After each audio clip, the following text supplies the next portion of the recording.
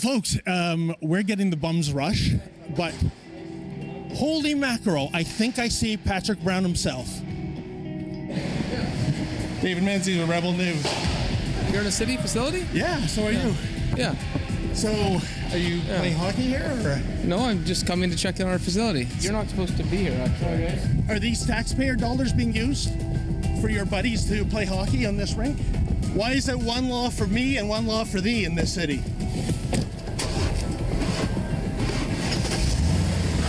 Mr. Brown?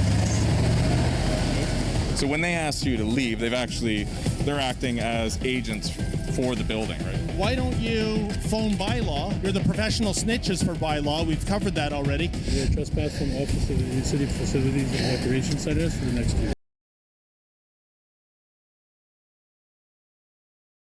This is a death threat that was sent by email to the mayor's office. This is according to a source that I've spoken to, a direct knowledge of this police investigation. It was roughly 2 to 3 weeks ago that this email, I'm told it came from a server outside of the country, sent to the mayor's office, and it was essentially a death threat against Brampton's mayor, Patrick Brown, his wife, and their son.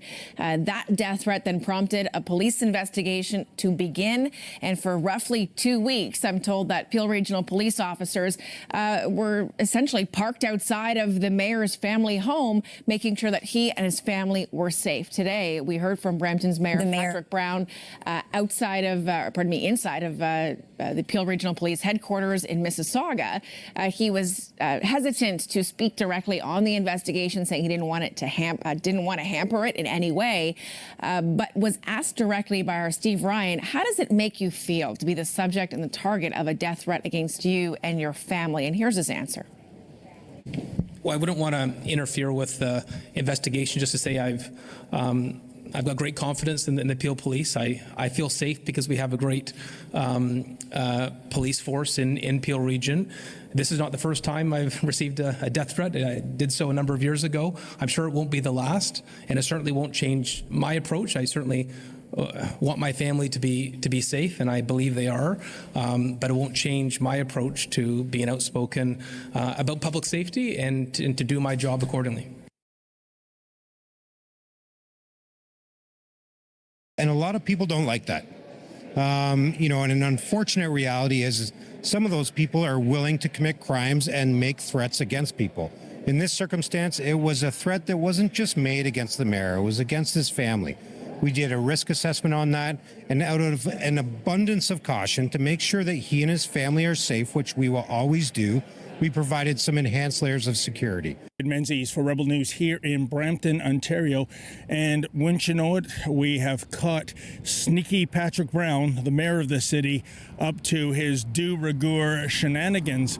And by that, folks, I mean right now the GTA, especially Brampton, is having the worst crime wave in its history. With all of that crime happening, here's the question: why are the resources of the Peel Regional Police Force being provided to Patrick Brown? Now, we were tipped off by a source who has told us that for more than 10 days here at the end of this driveway, where you can see Patrick Brown's residence, there have been police basically monitoring his house, basically providing him with protection. So this might not sound a big deal to some, but I'm only speaking for myself. When I got beat up a few weeks ago in Toronto, the police were present, they were on scene. They know who the guy is. They did F all for an investigation. To this day, I still haven't heard a word from the Toronto police about this guy. I don't know whether he's still walking around or what. And he did threaten to kill me at one point. Now, Patrick Brown, the mayor of Brampton, gets 24/7 security for 10 days straight on the taxpayer's dime. And that dime comes to between $15,000 to $20,000 that the public has to front for this guy. Now, if this isn't government and police corruption, then what is?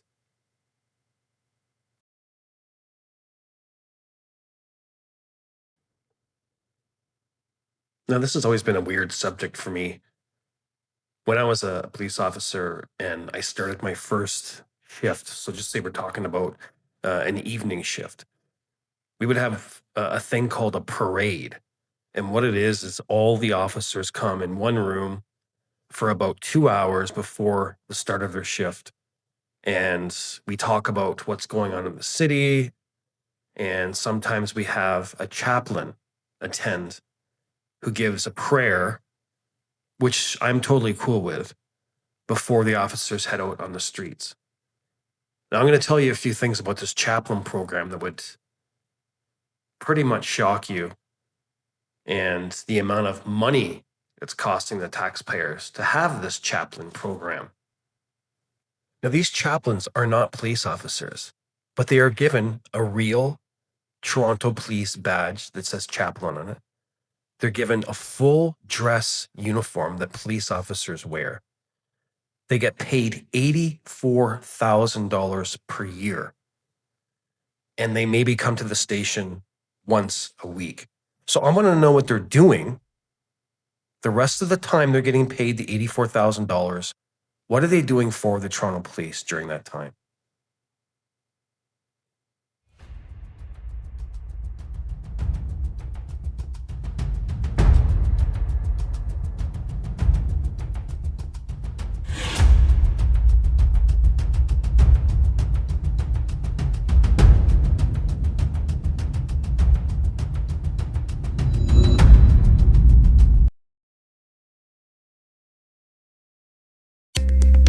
I just wanted to share with you this Toronto Police pastor who came under fire a few years back for his views on Western women. And here is a few things that this guy said. And I had the unfortunate experience of listening to this guy at the Toronto Police College one year. And pretty much the entire class, which was about 100 people, almost walked out because of this guy's views on women. It was pretty disturbing at the time. So here is this clown's view on women. It says, Khan has expressed that wives should be obedient to their husbands and seek permission before leaving their homes. He also asserts that it would be a major sin to refuse sex to husbands without a proper excuse, such as sickness or obligatory fasting. He believes that it is the nature of men to demand sex more than women. And this is being taught in the Toronto Police College, folks, or was, as far as I can remember.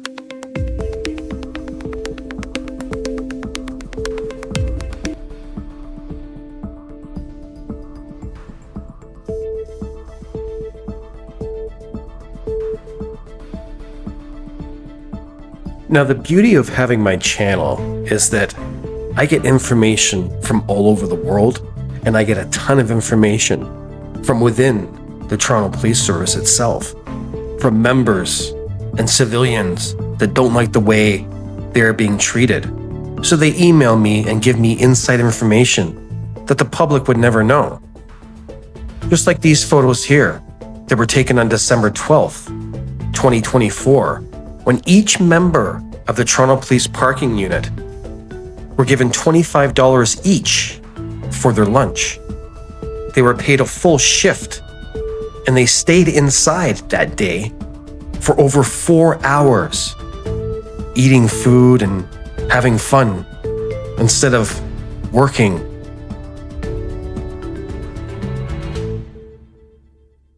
Now, here's a few facts that somebody had sent to me.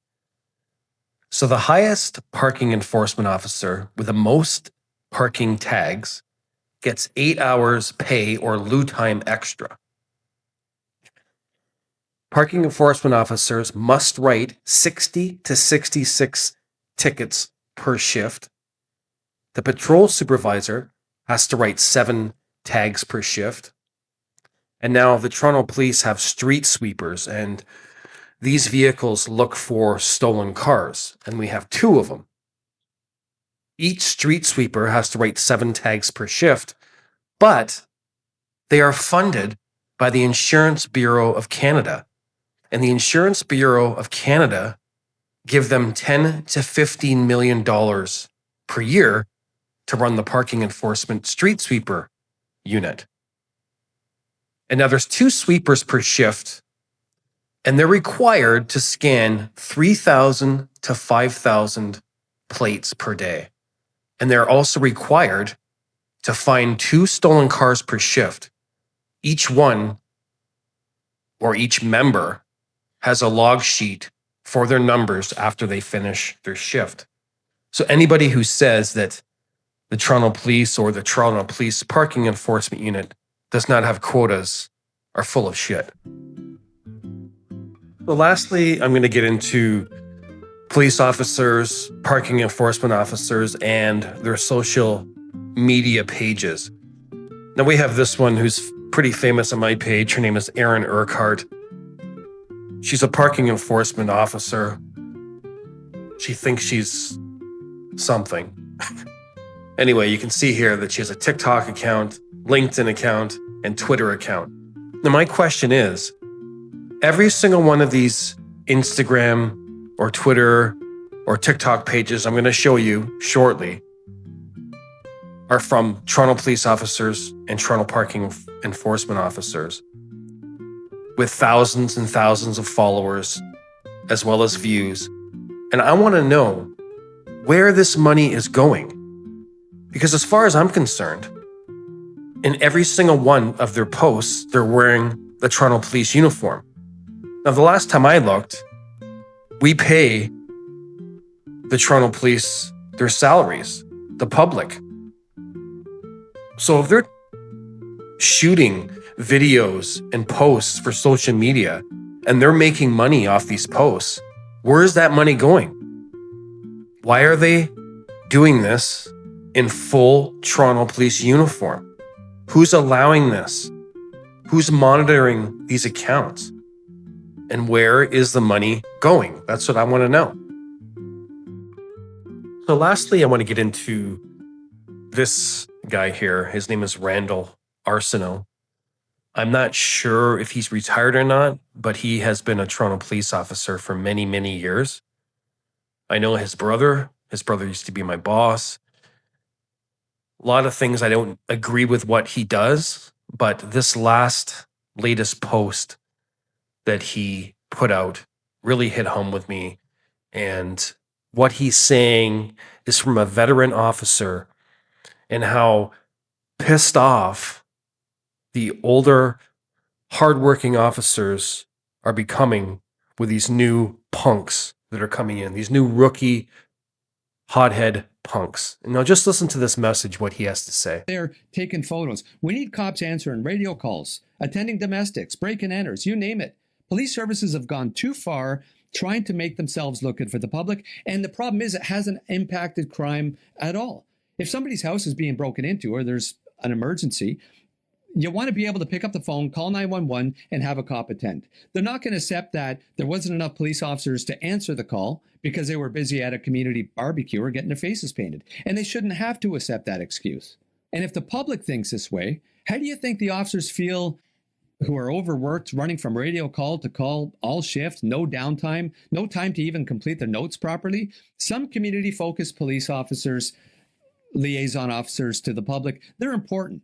But in some of these community event posts that you see online, you see like 10 or 15 cops hanging out having fun. That's an entire shift. It creates animosity, infighting. Of course, morale is low. We need boots on the ground, frontline police officers. Now, I held the title of Community Engagement Officer for a few years, and I'm pretty proud of that. My mandate was simple: build bridges, establish long-lasting relationships, break down barriers with the community, with the public. It was an important role, and it worked. So this may come as a bit of a surprise to hear me say this, and maybe even hypocritical, but I think there's too many police officers in community roles and not doing what they were hired to do.